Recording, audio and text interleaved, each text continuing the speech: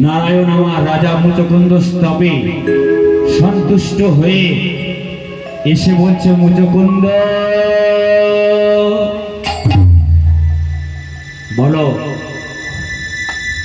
কেন স্মরণ করেছ আমাকে বলো। প্রভু, প্রভু তুমি এসেছো, তুমি এসেছো প্রভু, তুমি এসেছো। নারায়ণ বলছে, তুমি স্মরণ করেছো আর আমি না এসে পারি? বলো তুমি আমাকে কিসের জন্য স্মরণ করেছো? রাজা মুচকুন্দ বলছে, প্রভু কেন স্মরণ করেছি জানেন? আমার তো অফুরান্ত ধন ঐশ্বর্য, এইসব আমার কিছু আর প্রয়োজন নাই প্রভু। আমি এই জন্য স্মরণ করেছি, আমি এ জন্মে এবার মোক্ষ চাই। মোক্ষ মানে হচ্ছে মুক্তি। এবার তুমি আমাকে মুক্তি দাও প্রভু, এবার তুমি আমাকে মুক্তি দাও। নারায়ণ হচ্ছে, মুচকুন্দ মুক্তি তুমি পাবে, তবে এ জন্মে পাবে না। কেন প্রভু? প্রভু আমি এ জন্মে মুক্তি পাবো না কেন? নারায়ণ বলছে, এই জন্মে তুমি মুক্তি কেন পাবে না জানো? এ জন্মে জাতীয়তে তুমি ক্ষত্রিয়, তাই এই জন্মে তুমি মুক্তি পাবে না। তুমি মুক্তি পাবে পরজন্মে, পরজন্মে মুক্তি পাবে। কোথায় জানো? তোমার জন্ম হবে বীরভূম জেলা কেন্দ্রবিল্ল গ্রামে। তোমার পিতার নাম হবে ভোজদেব ঠাকুর, তোমার মাতার নাম হবে বামা দেবী। 5 বয়সে তুমি মাতৃহারা হবে। পরজন্মে মুক্তি পাবে, এ জন্মে পাবে না। তাই ভক্ত কবি জয়দেব আমার সেই বীরভূম জেলায় কেন্দ্রবিল্ল গ্রামে এক ব্রাহ্মণী বাস করতেন। ব্রাহ্মণের নাম হচ্ছে ভোজদেব ঠাকুর, ব্রাহ্মণীর নাম হচ্ছে বামা দেবী। এতে কোনো পুত্র সন্তান ছিল না। এরা কি করত? ব্রাহ্মণ নিত্য দিন মাদুগিরিতে যেত, মাদুগিরি করে এনে গোবিন্দের সেবা দিত। গোবিন্দের সেবা দিয়ে সেই প্রসাদ তারা দুজনায় পেত। একদিন বলছে ভোজদেব ঠাকুর গোবিন্দকে বলছে, প্রভু আমাদের তো কোনো পুত্র সন্তান নাই, আমাদের একটা পুত্র সন্তান দাও না প্রভু। হরে কৃষ্ণ। ভোজদেব ঠাকুরের ডাকে মাগো একটা পুত্র সন্তান জন্মগ্রহণ করলেন। তার নাম কি? তার নাম হলো জয়দেব। জয়দেব আমার এই যে বাচ্চাগুলো বসেছিল নিত্য দিন খেলা করতে যায়, আবার খেলা করে বাড়িতে ফিরে আসে। খেলার সাথীদের সাথে খেলা করতে যায়, আবার ফিরে আসে। যখন ফিরে আসে তখন জয়দেবের যেসব খেলার সাথীরা আছে গো, তারা যখন বাড়িতে ফেরে কি বলে? কেউ বলে মা, কেউ বলে মাসিমা, কেউ বলে পিসিমা, কেউ বলে বড় মা, কেউ বলে জেঠাইমা। সবাই মা বলে বাড়িতে ফেরে। আর জয়দেব যখন বাড়িতে ফেরে কি বলে? হরে কৃষ্ণ। 5 বছর বয়সে জয়দেবের মা ইহলোক ছেড়ে পরলোক গমন করেছে। জয়দেব যখন বাড়িতে ফেরে তখন কি বলে? বাবা, বাবা, ও বাবা। ভোজদেব ঠাকুর বলছে, কি রে জয়দেব, তোর কি হয়েছে? আজকে তুই এমন করে ডাকছিস কেন? বলছে, জানো বাবা, তোমাকে না আজকে আমি একটা কথা জিজ্ঞেস করবো। বলছে, বল। বল না বাবা, বল তোর কি হয়েছে, বল না।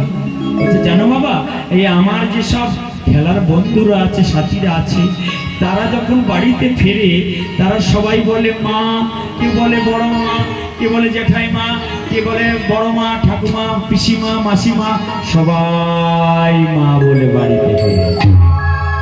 কিন্তু আমি যখন বাড়িতে ফিরি আমি শুধু বাবা বলে ফিরি। আচ্ছা বাবা, তুমি বলো না, আমার কি মা ছিল না? আমার কি মা ছিল না বাবা? তুমি বলো না, বলো না। বৈদ্যনাথ ঠাকুর বলছে ছিল রে বাবা, তোর মা ছিল। জয়দেব বলছে আমার মা যদি ছিল তাহলে কোথায় গেল? আমার মাকে আমি দেখতে পাচ্ছি না কেন? কোথায় গেল? তুমি বলো না বাবা, বলো না, আমার মা কোথায় গেল? বৈদ্যনাথ ঠাকুর বলছে তোর মা এই ইহলোক ছেড়ে পরলোক গমন করেছে। হরে কৃষ্ণ। জয়দেব বলছে বাবা, ইহলোক ছেড়ে যদি কেউ পরলোক গমন করে তাহলে কি আর কোনোদিন কেউ ফিরে আসে না? বৈদ্যনাথ ঠাকুর বলছে না রে, যদি কেউ ইহলোক ছেড়ে পরলোক গমন করে সে আর কোনোদিন ফিরে আসে না বাবা। এই কথাটা শুনে জয়দেব আমার কাঁদতে কাঁদতে চলে গেল। বৈদ্যনাথ ঠাকুর মনে মনে চিন্তা করছে, ছেলেটা বড় হয়েছে, লেখাপড়া শেখাতে হবে। এই বলে বৈদ্যনাথ ঠাকুর কি করলেন, জয়দেবকে সঙ্গে করে নিয়ে লেখাপড়া শেখাবার জন্য কোথায় দিয়েলেন মা? চন্দ্রধর পণ্ডিতের পাঠশালায়। চন্দ্রধর পণ্ডিতের পাঠশালায় দিয়েলেন লেখাপড়া করার জন্য। জয়দেব আমার নিত্য দিন যায় আবার আসে। এরকম করতে করতে বহুদিন কেটে গেল, লেখাপড়া শিখতে ও মা হঠাৎ একটা গান মনে পড়ে গেল জয়দেবের। যেই গানটা মনে পড়ে গেছে খাতাটা খুলে বলছে গানটা লিখবো। তারপরে বলছে না না না, এই গুরুদেব যদি বকাবকি করে আমি লিখবো না, থাক বাবা। বাচ্চা ছেলের মন তো। তারপর মনে মনে চিন্তা করি যাকে যা হবে হবে, গানটা যখন আমার মনে পড়ে গেছে আমি খাতায় লিখে নেই। এই বলে সেই গানটা জয়দেব লিখছে। কি গান গো? প্রথম কলি লিখছে জয়দেব, ধীর সমীরে যমুনা তীরে, ধীর সমীরে যমুনা তীরে, ধীর সমীরে যমুনা তীরে, ধীর সমীরে যমুনা তীরে, বসতি বসে বনমালী, বসতি বসে বনমালী, বসতি বসে বনমালী, বসতি বসে বনমালী। প্রথম ছন্দটি কি লিখলো? ধীর সমীরে যমুনা তীরে, বসতি বসে বনমালী। প্রথম ছন্দটি লিখেছে, দ্বিতীয় ছন্দটি আর মনে পড়ছে না। তখন জয়দেব মনে মনে চিন্তা করছে, ও মা, যে এমন কেউ পরম বন্ধু আছে দ্বিতীয় ছন্দটি বলে দেবে আর আমি লিখে নেব। চিন্তা করতে করতে যাচ্ছে কোথায়? গুরুদেবের পাঠশালায়। জঙ্গলের ভেতর দিয়ে হেঁটে হেঁটে যাচ্ছে, চিন্তা করতে করতে যাচ্ছে। আর সেই জঙ্গল থেকে একটা ছোট্ট কালো বালক বেরিয়ে এসেছে। বেরিয়ে এসে জয়দেবকে ডাকছে, জয়দেব, ও জয়দেব, আরে শোনো শোনো, এদিকে এসো, এদিকে এসো, শোনো। জয়দেব মনে মনে চিন্তা করছে, আমি এতদিন যাতায়াত করছি, কেউ আমাকে ডাকেনি, আজকে আমাকে কে ডাকলো? পেছন ফিরে তাকিয়ে দেখছে, তাকে কিনা একটা ছোট্ট বালক জয়দেবকে ডাকছে। আর জয়দেব সেই ছোট্ট বালকটিকে দেখে এক দৃষ্টি তাকিয়ে আছে। তখন ছোট বালকটি বলছে, জয়দেব, ও জয়দেব, তোমাকে ডাকছি, তুমি শুনতে পাচ্ছ না? শোনো শোনো, এসো আমার কাছে এসো। শোনে রে খেপা ভাই, শোনে রে খেপা ভাই, খেপা ভাই, শোনে রে খেপা ভাই, তোর পিছুই আমি ডাকি তাই, শোনে রে খেপা ভাই, তোর পিছুই আমি ডাকি তাই, শোন রে খেপা ভাই। তোর পিছুই আমি ডাকি তাই, শোনে রে খেপা ভাই, তোর পিছুই আমি ডাকি তাই, শোনে রে খেপা ভাই। যাইতে বলে ডাকি তোরে একবার দাঁড়া ভাই, জয়দে বলে ডাকি তোরে একবার দাঁড়া ভাই। যাইতে বলে ডাকি তোরে একবার দাঁড়া ভাই, জয়দে বলে ডাকি একবার দাঁড়া ভাই। শোনে রে খেপা ভাই, তোর পিছুই আমি ডাকি তাই, শোনে রে খেপা ভাই। তোর পিছুই আমি ডাকি তাই, শোন রে খেপা ভাই। শোনো শোনো শোনো, জয়দেব আস্তে আস্তে কাছে এসেছে, এসে বলছি কি ব্যাপার, তুমি আমাকে ডাকছো কেন?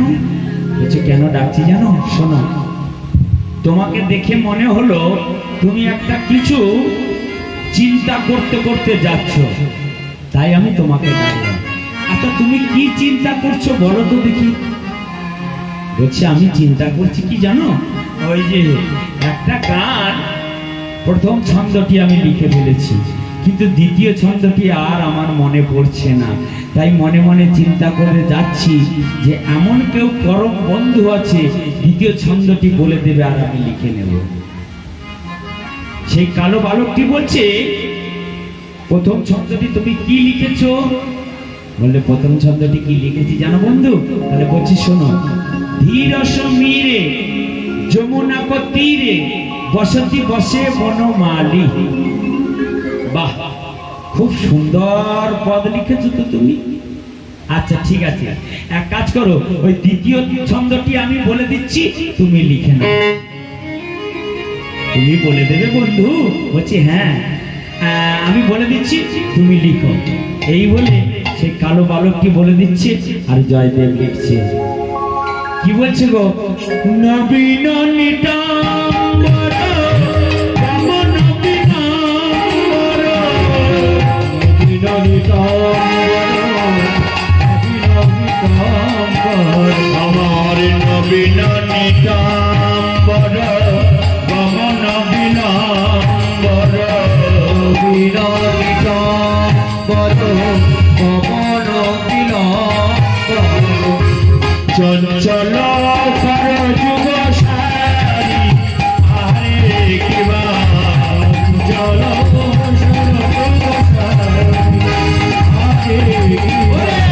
চঞ্চল কর যুগ সারি আরে কিবা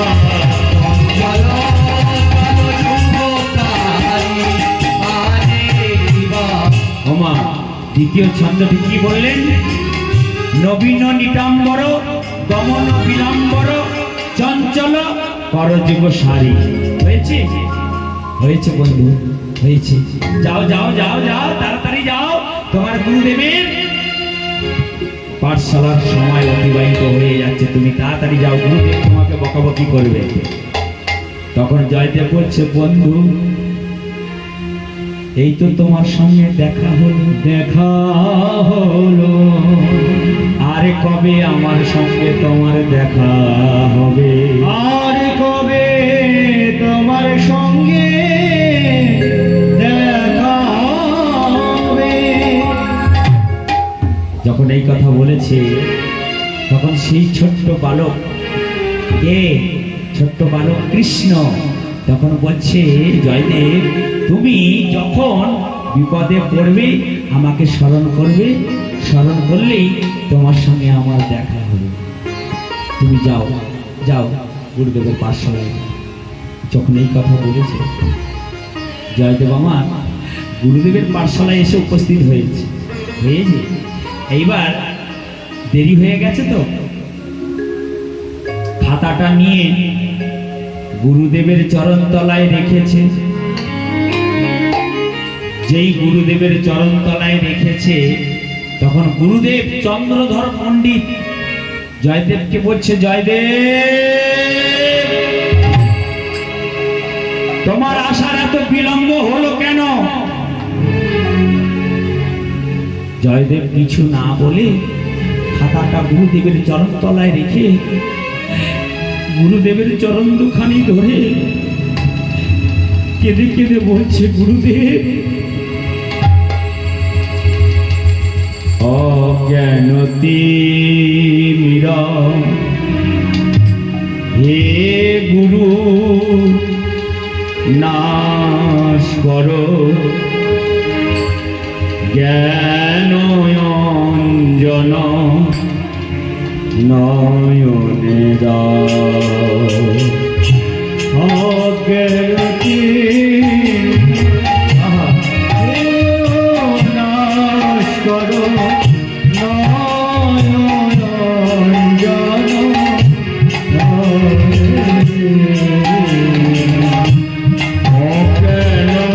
অজ্ঞানত্রীরা, হে গুরু নাশ করো জ্ঞান অঞ্জন নয়নে দাও। অজ্ঞানতিরা, হে গুরু নাশ করো জ্ঞান অঞ্জন ভ্রান্ত জীবামি ভ্রান্ত গেল না, অসার সংসারে স্বার্থ হলো না। ভ্রান্ত জীবামি ভ্রান্ত গেল না, অসার জীবনে ভ্রান্ত জীবামি ভ্রান্ত গেল না।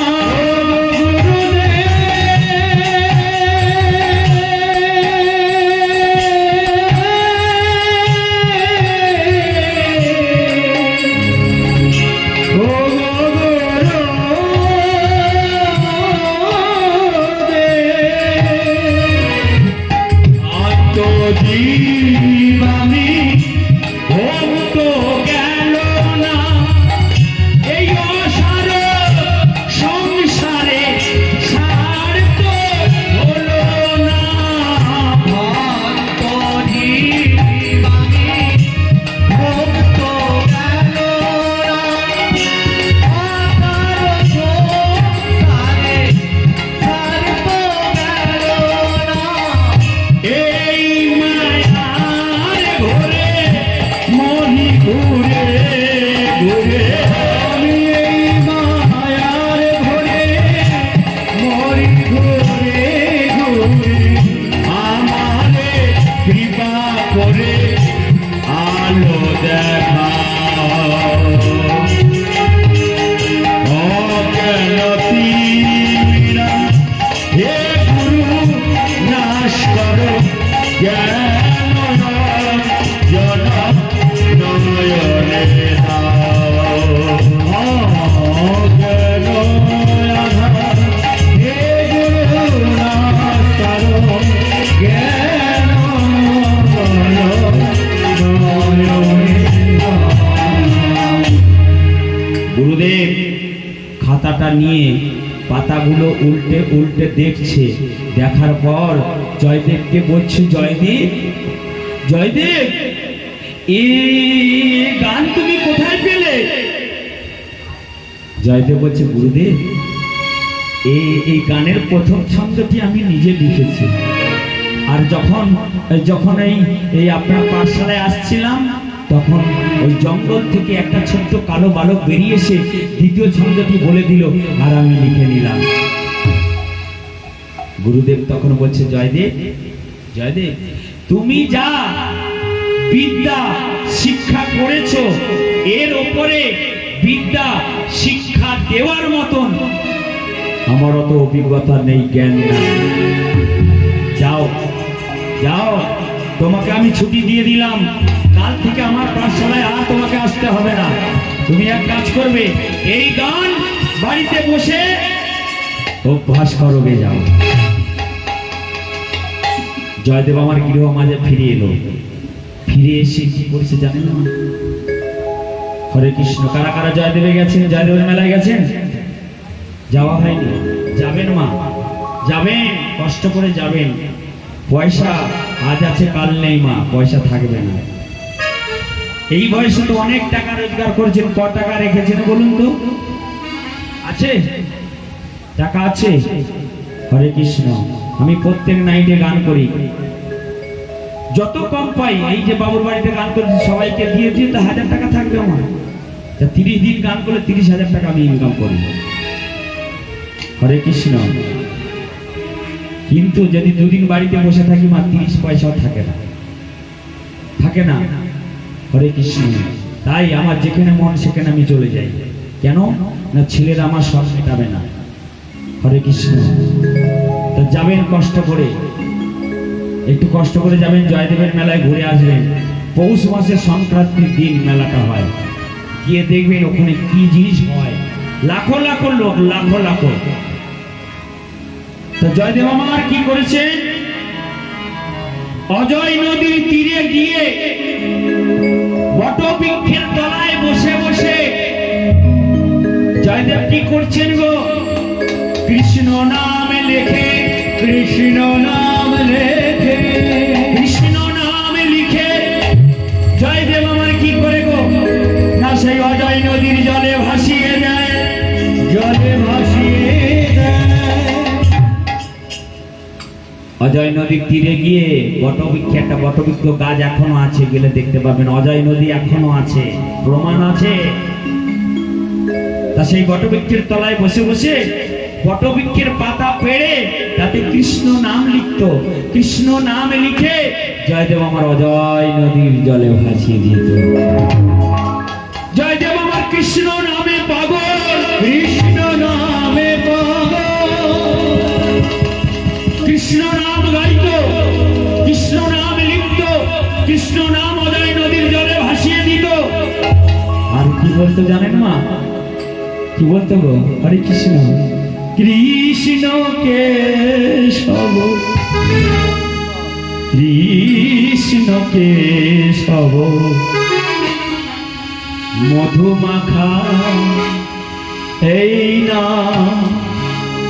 হরি না সুধা মাখা, এই না কৃষ্ণ কেশব, কৃষ্ণ কেশব সুধা মাখা, এই না হরি না মধু মাখা, এই না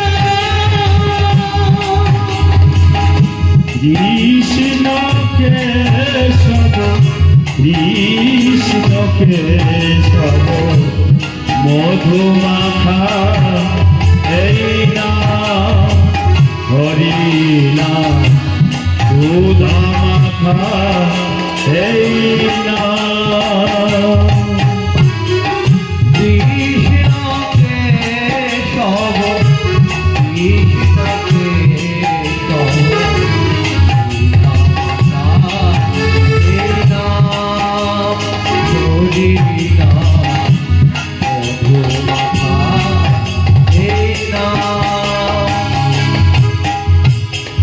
এই নাম জপ হলো আপনারে,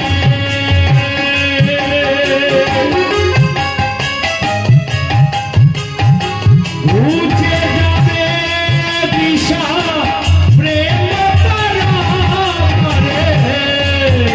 এই নাম জপ ওরে কলির জীব রে, তোমেরা মিছে মায়ায় বদ্ধ হয়ে কেবলমাত্র আমার আমার করোনা।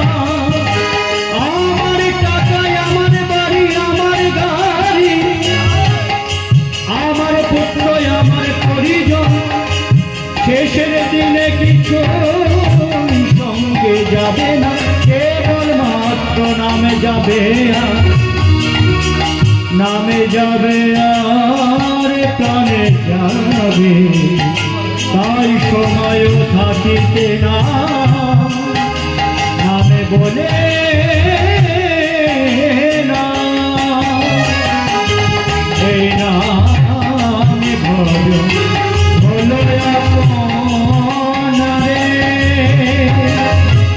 দূরে যাবে সীতা প্রেম পারাপারে, এই নাম জপ তোমরা বলো আপনারে,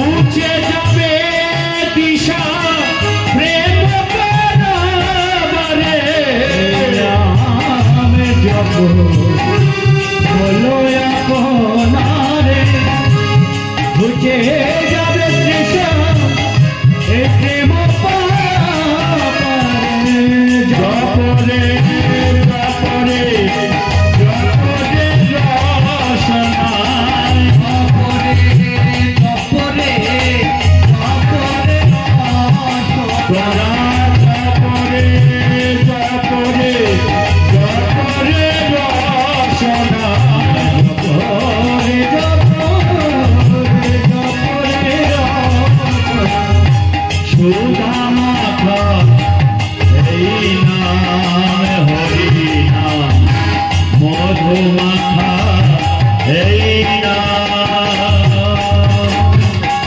কৃষ্ণ কেশব কৃষ্ণ কেশব সুধা মাখা এই নাম, হরি হরি হরি হরি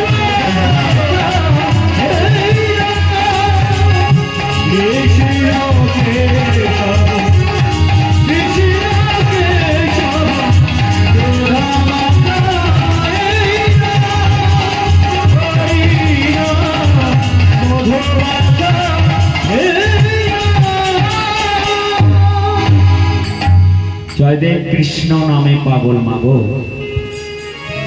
কৃষ্ণ নামে গাইতে গাইতে গাইতে অনেক বছর কেটে গেল।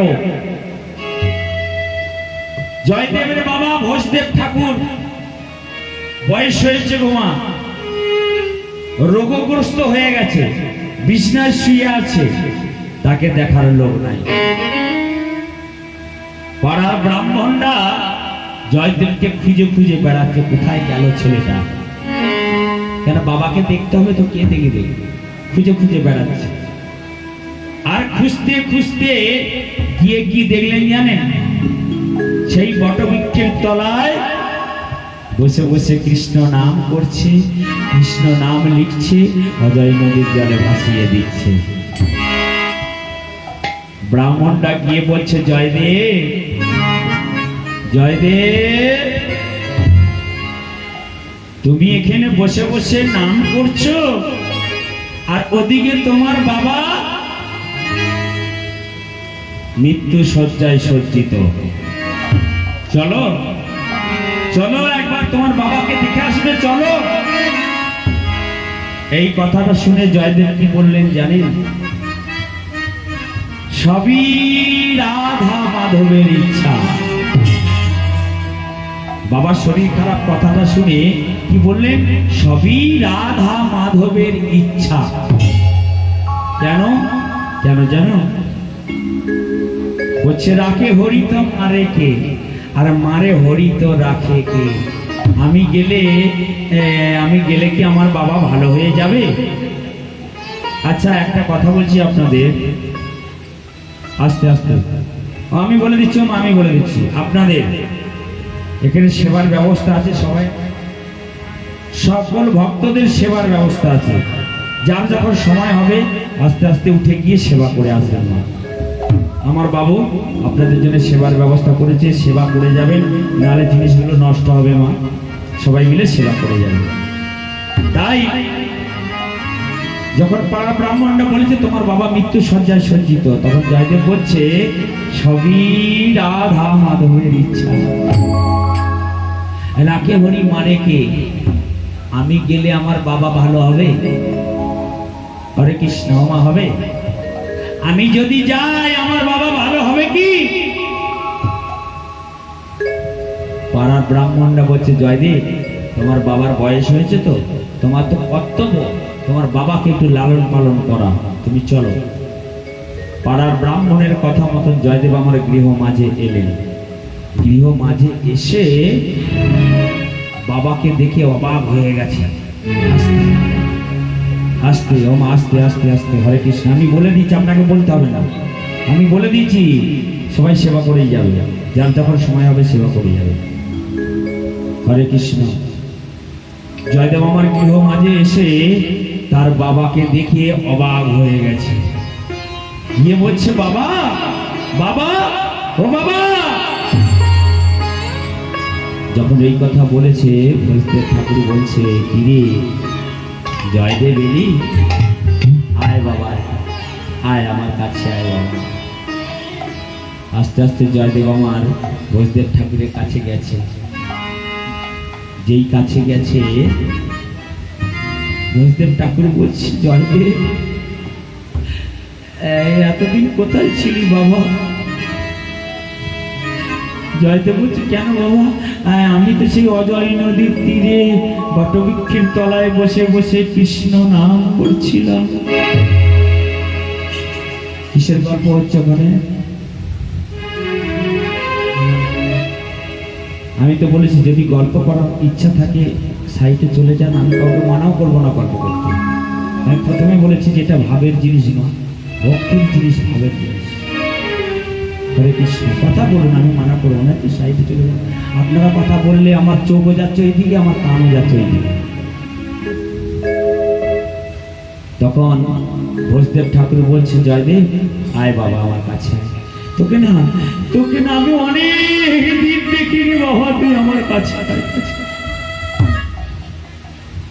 পাড়ার ব্রাহ্মণরা জয়দেবকে বলছে, জয়দেব তোমার বাবার সঙ্গে এই সময় কিছু ধন ঐশ্বর্য চেয়ে নাও, এই সময় কিছু ধন ঐশ্বর্য চেয়ে নাও তোমার বাবার সাথে। জয়দেব মনে মনে চিন্তা করছে, ব্রাহ্মণরা তো ঠিকই বলেছে, হয়তো আমার বাবা আর বেশি সময় বাঁচবে না, তাহলে কিছু ধন ঐশ্বর্য চেয়ে নি।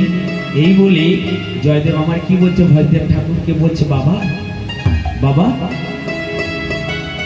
বাবা আমাকে কিছু ধন ঐশ্বর্য দিয়ে দাও না বাবা।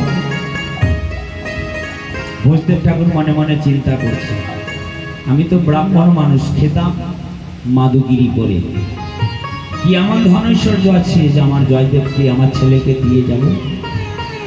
অনেক চিন্তা করার পর ভোজদেব ঠাকুর বলছে জয়দেবকে, আছে আছে জয়দেব আছে, এই অপুরান্ত ধন ঐশ্বর্য আছে, পারবি পারবি তুই রক্ষা করতে পারবি? জয়দেব তখন বলছে, বাবা তোমার চরণ দুখানি ছুঁয়ে আমি প্রতিজ্ঞা করছি, তুমি যা ধন ঐশ্বর্য দেবে সব আমি রক্ষা করবো বাবা, সব আমি রক্ষা করব। ভোজদেব ঠাকুর বলছে, জয়দেব এই ধন ঐশ্বর্য রক্ষা করতে হলে তোকে কি করতে হবে জানিস বাবা? জয়দেব বলছে, কি করতে হবে বাবা তুমি বলো? এই ধন ঐশ্বর্য রক্ষা করতে হলে আমাকে কি করতে হবে তুমি বলো না বাবা, বলো, আমি সব পালন করব। ভোজদেব ঠাকুর বলছে, এই অপরান্ত ধন ঐশ্বর্য রক্ষা করতে হলে তোকে কি করতে হবে জানিস? তাহলে শোন বলছি কি করতে হবে। ওরে মাথায় বাঁধবি নামা বলি, কাঁধে নিবি ভিক্ষার ঝুলি, মাথায় বাঁধবি নামা বলি, কাঁধে নিবি ভিক্ষার ঝুলি, মাথায় বাঁধবি নামা বলি, কাঁধে নিবি ভিক্ষার ঝুলি, মাথায় বাঁধবি নামা বলি, কাঁধে নিবি ভিক্ষার ঝুলি, মুখে হরি নামের বুলি, বেড়াইবি দারে দারে, মুখে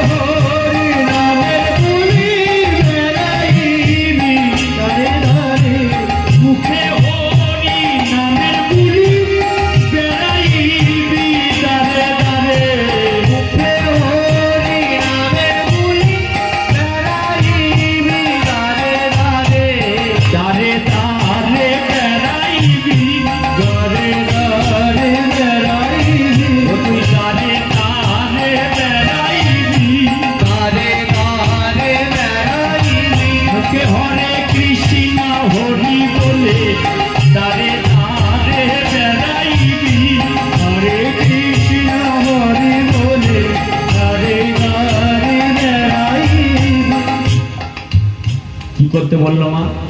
বৈষ্ণব ঠাকুর জয়দেবকে মাথায় বাঁধবি নামের নামাবলি, কাঁধে নিবি ভিক্ষার ঝুলি, আর মুখে বলবি হরি নামের বলি।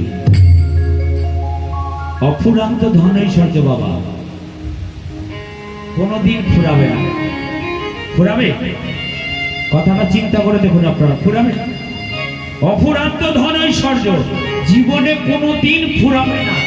আপনি যদি জয়দেবের মতন করতে পারেন, কি মাথায় হরি নামের নামাবলিটা বাঁধবেন, কাঁধে একটা ভিক্ষার ঝুলি নেবেন, আর মুখে হরি নামের বলি বলবেন, আপনি প্রত্যেক দিন মাদুগিরি করুন তো দেখি, আপনার ফুরাবে? হ্যাঁ গো মা, ফুরাবে? হ্যাঁ বলেন আর নাও বলেন, ফুরাবে? আপনি তো সেবা করবেন একা, হরিনাম করে মাদুগিরি করে আনবেন, দেখবেন মাদুগিরি করতে গেলে কি হয়, চালও দেয়, আলুও দেয়, একটা পটলও দেয়, একটা উচ্ছে দেয়, একটা বেগুন দেয়, দেয় না? হরে কৃষ্ণ। আবার কেউ 16 আনা পয়সাও দেয়, দেয় তো? তাহলে আপনি যদি নিত্যদিন ভিক্ষা করেন, তাহলে আপনার সেবার অভাব হবে? আর আপনি যা ভিক্ষা করে আনবেন, এটা ফুরাবে? হ্যাঁ গো মা, ফুরাবে? ফুরাবে না। তাহলে অফুরান্ত ধন ঐশ্বর্য দিয়ে গেল কে? না ভোজদেব ঠাকুর। কাকে? জয়দেবকে। যেটা কালকে আমার এই বাবাকে করতে হবে। উনি যত লাখ টাকার মালিক হন না কেন, ওনাকে ভিক্ষা করে আনতে হবে। ভিক্ষা না করে আনলে প্রভুর সেবা হবে না, আর প্রভু সেবা করবেও না। যদি ভিক্ষে করে না আনে, প্রভু সেবা করবে না। যত লাখ টাকা থাকুক আপনার, যতই কোটি কোটি টাকা থাকুক, মনে করেন আমি প্রভুকে সেবা দেব, সেবা করবে না। কিন্তু ভিক্ষে করে আপনাকে আনতেই হবে। সে আপনি 2 বাড়ি পারেন, 3 বাড়ি পারেন, ভিক্ষে আপনাকে করতেই হবে, নাহলে প্রভু সেবা হবে। যাই হোক, এই অফুরান্ত সন্ধান, অফুরান্ত ধন ঐশ্বর্যের সন্ধান একটু গোপনে কানে কানে, আর গোপনে কানে কানে দিয়ে, যেই জয়দেবের কানে কানে দিয়েছে বাবা, জয়দেবের বাবা ভোজদেব ঠাকুর, ওই কানে দেওয়ার সাথে সাথে ইহলোক ছেড়ে পরলোক গমন করল। সেই পরলোক গমন করেছে, তখন জয়দেব ডাকছে, বাবা বাবা বাবা বাবা, ও বাবা বাবা, তুমি একবার কথা বলো,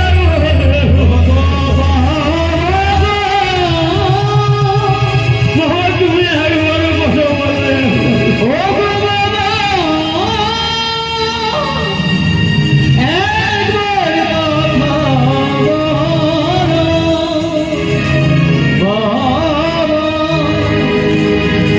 বলো,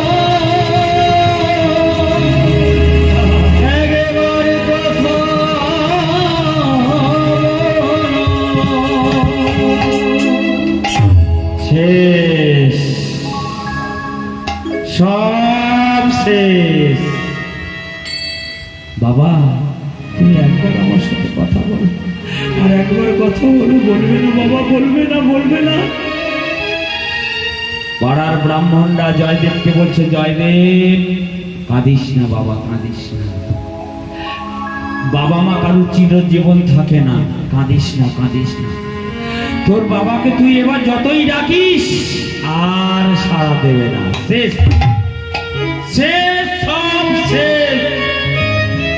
পাড়া ব্রাহ্মণরা বলছে, বল, বলবে না, বল, বলে আরে বলবে না, এই সোনার ময়না, এই সোনার ময়না,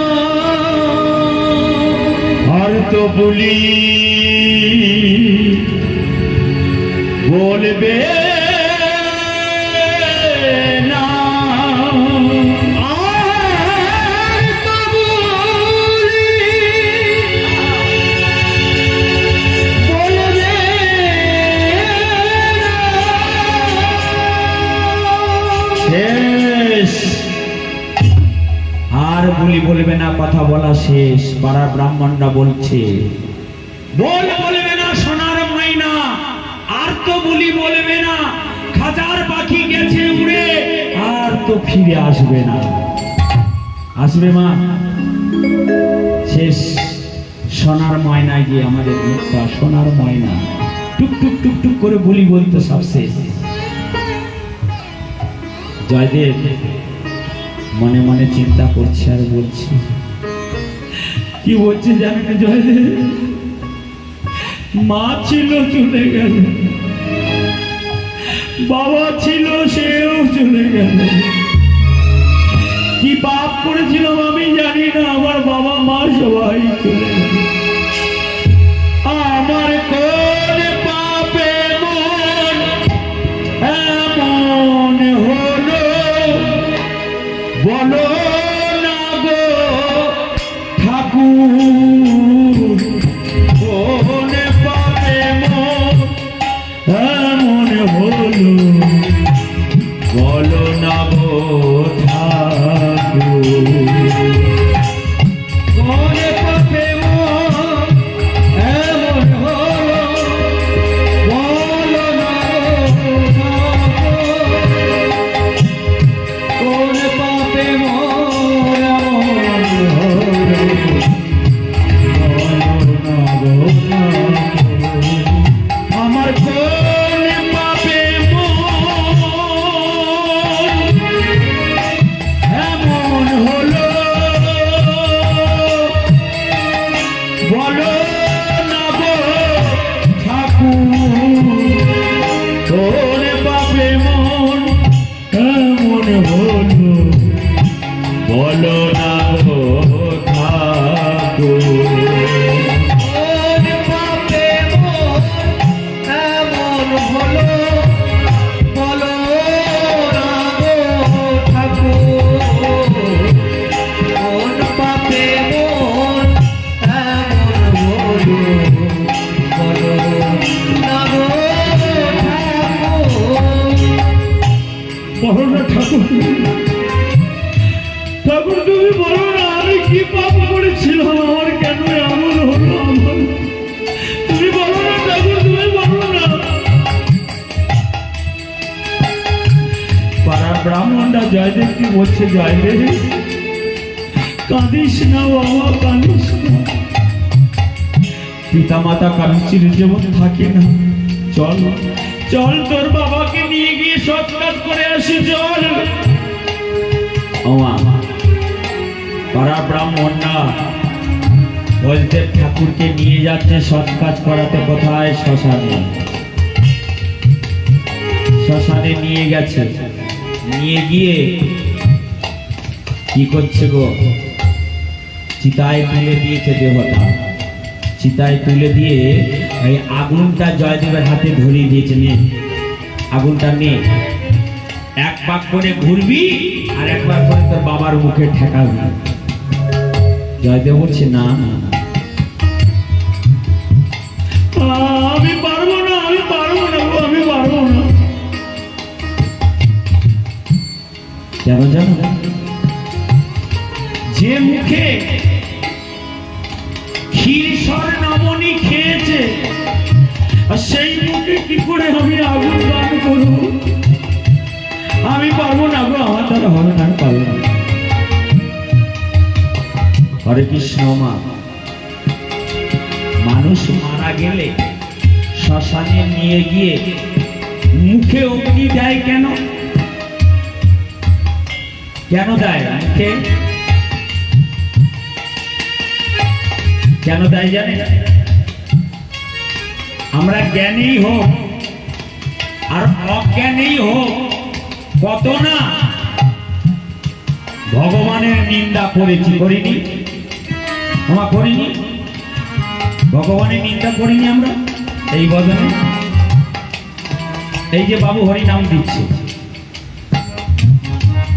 বাবু আজ হরি নাম দিচ্ছে, আমরা এমন মানুষ আছি সামনাসামনি হয়তো বলি না, পেছনে বলি ই বাবা হরিকে পেয়ে গেছে, হরিকে পেয়ে গেছে, হরি নাম দিচ্ছে, বাবা হরি ভক্ত হয়ে গেছে। আপনি ওই যে গলায় মালা পরবেন, ললাটে তিলক সেবা করবে, রাস্তা দিয়ে হেঁটে হেঁটে যাবে, দেখবে নৃত্য করবে, করবে না? কি করে না? আর ওই জন্যই তো আপনারা মালাও করেন না, তিলক করেন, কেন? লোকে নৃত্য করবে, তাই তো? হরে কৃষ্ণ। আমরা জ্ঞানী হোক অজ্ঞানী হোক কত না কৃষ্ণর নিন্দা করেছি, ভগবানের নিন্দা করেছি, বৈষ্ণবের নিন্দা করেছি। তাই ওই শেষের দিনে মুখটাকে শুদ্ধ করার জন্য এই মুখে আগুন দেওয়া, দ্বিতীয় কোনো কারণ নেই, না কোনো কারণ নেই, শুধু ভগবানের নিন্দা করেছি বলেই ওই মুখে আগুন দিয়ে মুখটা শুদ্ধ করে। তা জয়দেব আমার পিতার সৎ কাজ করে গৃহ মাঝে ফিরে আসছে, আর যখন গৃহ মাঝে ফিরে আসছে তখন কি বলছে জানেন মা? তার তো সারা জীবন দুঃখ, মা নেই, বাবা নেই, কেউ নাই, সৎ কাজ করে ফিরে আসছে আর বলছে কি জানেন? আমি কেমন সন্তান সেই পিতার মুখে আগুন দিয়ে এলাম। আস্তে আস্তে। যে পিতার জন্য পৃথিবীতে, যে বাবার জন্য পৃথিবীতে আমি এই আলো দেখতে পেলাম, তাই তো মা? আমার এই বাবা মায়ের জন্য তবে আমরা পৃথিবীর আলো দেখতে পেয়েছি গো, নাহলে পৃথিবীর আলো দেখতে পেতাম না। কেন? আমার বাবা আমার মা আমার পৃথিবী আলো দেখিয়েছে, আমাকে পৃথিবীতে নিয়ে এসেছে। তাই জয়দেব কি বলছে? যে বাবার জন্য পৃথিবীতে, বাবার জন্য পৃথিবীতে আলো দেখতে পেলাম, আমি কেমন সন্তান বাবার মুখে আগুন দিয়ে এলাম, আমি কেমন সন্তান বাবার মুখে আগুন দিয়ে এলাম, আমি কেমন সন্তান বাবার মুখে আগুন দিয়ে এলাম, বাবার মুখে আগুন দিয়ে এলাম। বলছে যে বাবার জন্য পৃথিবীতে আলো দেখতে পেলাম, আমি কেমন সন্তান সেই বাবার মুখে আমি আগুন দিয়ে এলাম। তারপরে কি বলছে জানেন? যে বাবা ডাকতো আমায় মানিক সোনা বলে, খোদা ফেলে বাবা আমার অন্ন দিত তুলে, যে বাবা ডাকতো আমায় মানিক সোনা বলে, খোদা ফেলে বাবা আমার অন্ন দিত তুলে। তাই তো মা, একটা ছেলেকে আমরা কত সুন্দর মানুষ করি না? তাই জয়দেব বলছে যে বাবা ডাকতো আমায় মানিক সোনা বলে, আর ক্ষুধা পেলে বাবা আমার অন্ন দিত তুলে, সেই বাবাকে সম্মুখেতে, সেই বাবাকে সম্মুখেতে, আমি সেই বাবাকে সম্মুখেতে, এই বাবাকে সম্মুখেতে ছাই হতে দেখলাম, আমি কেমন সন্তান বাবার মুখে আগুন দিয়ে এলাম, আমি কেমন সন্তান বাবার মুখে আগুন দিয়ে এলাম, আমি কেমন সন্তান বাবার মুখে আগুন দিয়ে এলাম, কেমন সন্তান বাবার মুখে আগুন দিয়ে এলাম। মাগো গৃহ মাঝে চলে এসছে, এসে 10 দিনে বাবার সৎ কাজ করে জয়দেব আমার কি করলেন?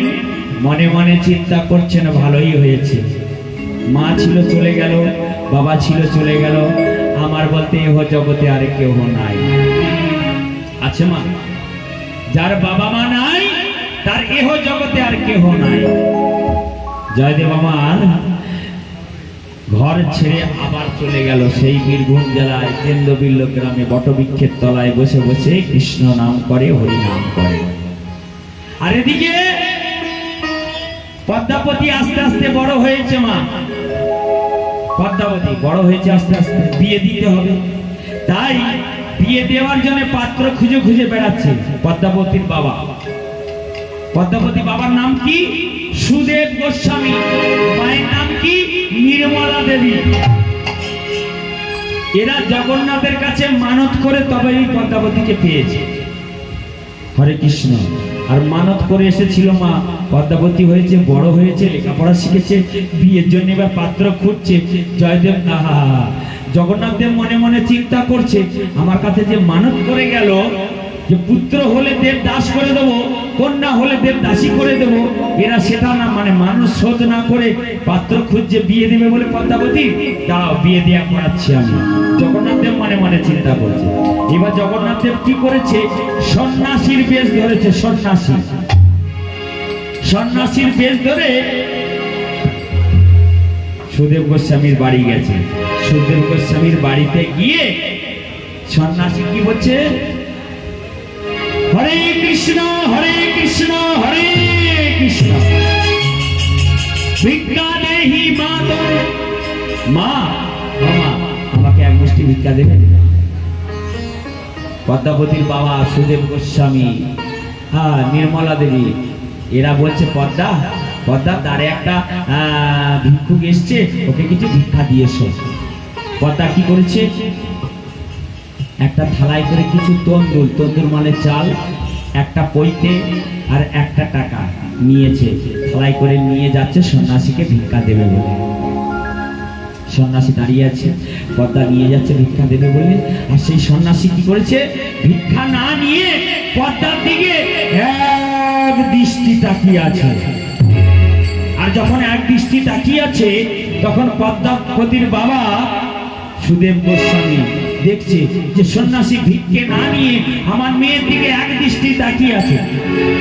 ঘর থেকে বেরিয়ে এসেছে, বেরিয়ে এসে সেই সন্ন্যাসীকে বলছে কি জানেন?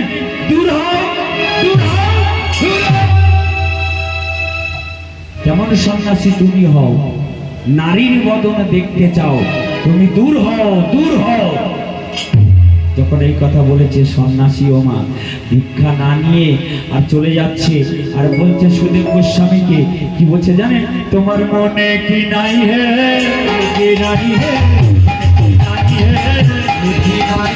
সেদিন মানত করেছিলেন, সেদিন মানত করেছিলেন, কি নাই হে, সেদিন মানত করেছিলেন, মনে কি নাই হে, সেদিন মানত করেছিলেন, মনে কি নাই হে। তোমার মনে নাই? তুমি সেদিন মানত করেছিলে। সন্ন্যাসী চলে যাচ্ছে ভিক্ষে না নিয়ে। তখন সুদেব গোস্বামী মনে মনে চিন্তা করছে, সত্যি তো মানত করেছিলাম আমি জগন্নাথ দেবের কাছে, পুরী জগন্নাথ দেবের কাছে, কিন্তু সন্ন্যাসী জানলো কি করে? সন্ন্যাসী জানলো কি করে? হরে কৃষ্ণ। ওমা ভিক্ষা না নিয়ে চলে যাচ্ছে। এদিকে সুদেব গোস্বামী আর নির্মলা দেবী মনে মনে চিন্তা করছে, সত্যি তো আমরা জগন্নাথ দেবের কাছে মানত করেছিলাম পুত্র কন্যার জন্য, কিন্তু জগন্নাথ দেব আমাদের মনোবাসনা পূর্ণ করেছে, কিন্তু সেই মানতটা আমাদের এখনো শোধ করা হয়নি। তাই তো মা, গোবিন্দের কাছে আমরা মানত করি না? ভগবানের কাছে আমরা মানত করি না? করি তো? আমরা কি মানত করি গো? ছেলেটা যেন চাকরি পায়, ছেলেটা যদি চাকরি পায় জোড়া পাঠা দেব, কি বলি তো? জয় রাধে। আমার মানত করেন তো? হ্যাঁ কি না? কি বলেন? জোড়া পাঠা দেব না একটা দেবেন? কোনটা? জোড়া পাঠা দেব, তাই তো? আচ্ছা, এইবারে একটা কথা বলি। আমাকে যে কটা কথা বলবো সবটাই জ্ঞানের কথা। আমি একটা কিন্তু খারাপ কথা বলিনি, প্রথম থেকে বলেছি।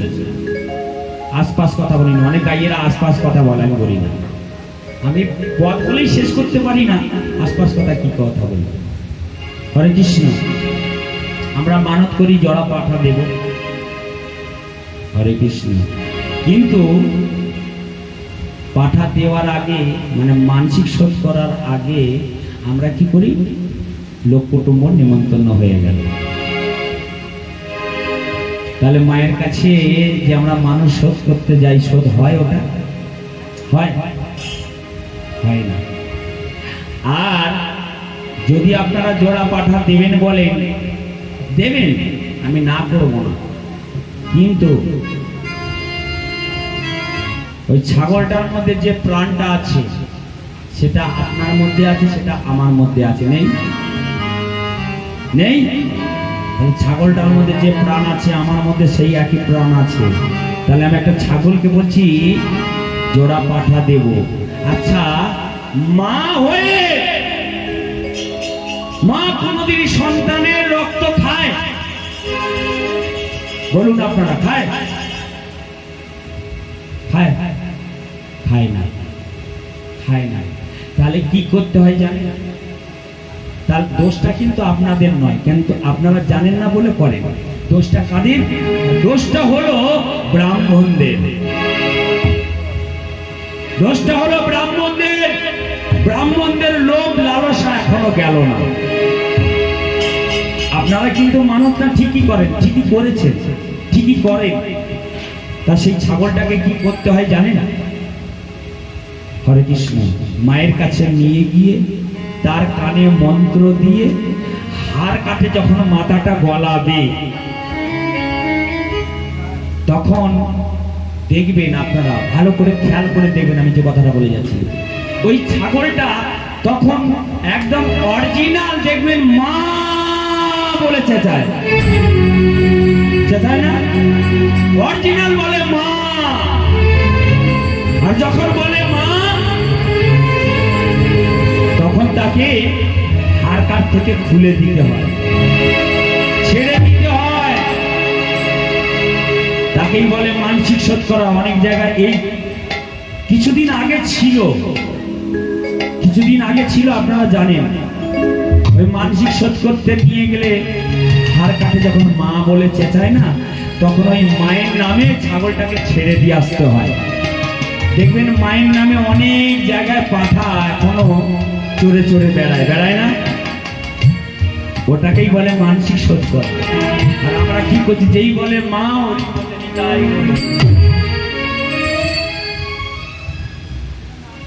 ব্রাহ্মণটা মাথাটা নিয়ে গেল আর আমরা ধরটা নিয়ে চলে এলাম ঘরে। হরে কৃষ্ণ। এতে মানসিক শোধ হয় না গো। আর এইবার আপনাদেরকে একটা কথা বলে যাচ্ছি, করজোরে অনুরোধ করে বলে যাচ্ছি, মানসিক যদি করতে হয়, পাঠা মানসিক করবেন না জীবনে কোনো দিন। কেন? আর জিনিস নেই মানসিক করার। মায়ের তো সোনার টিপ একটা করে দিতে পারে, পারেন না? মায়ের একটা রূপর নপুরও করে দিতে পারেন, পারেন না? ৮০,০০০ টাকা ভরি। হরে কৃষ্ণ। মহাপ্রভুর কাছে মানত করবেন। কি করবেন? মহাপ্রভুর কাছে কি মানত করবেন? হরে কৃষ্ণ। বেশি কিছু করার লাগবে না। যদি কৃষ্ণকে দিতেই হয় কিছু, সেটা কি দেবেন? তার চরণে নপুর করে দেবেন। তার এই কপালে যে তিলকটা আছে, একটা তিলক বানিয়ে দেবেন।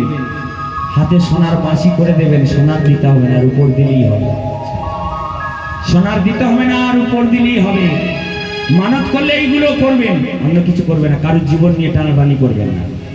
হরে কৃষ্ণ। আর আমি বেশি কিছু বললাম না।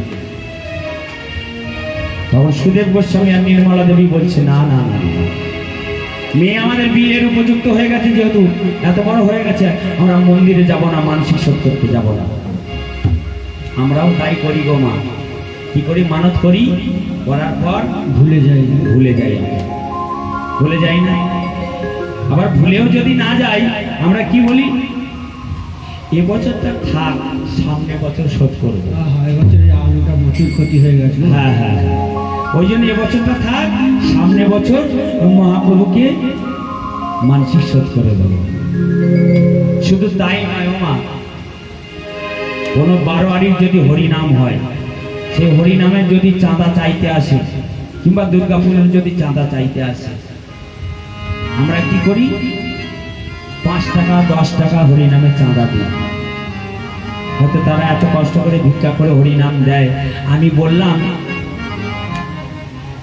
মাগো 10 টাকা দিয়েছেন তো, আর 10 টাকা দিন না, 20 টাকা দিন না।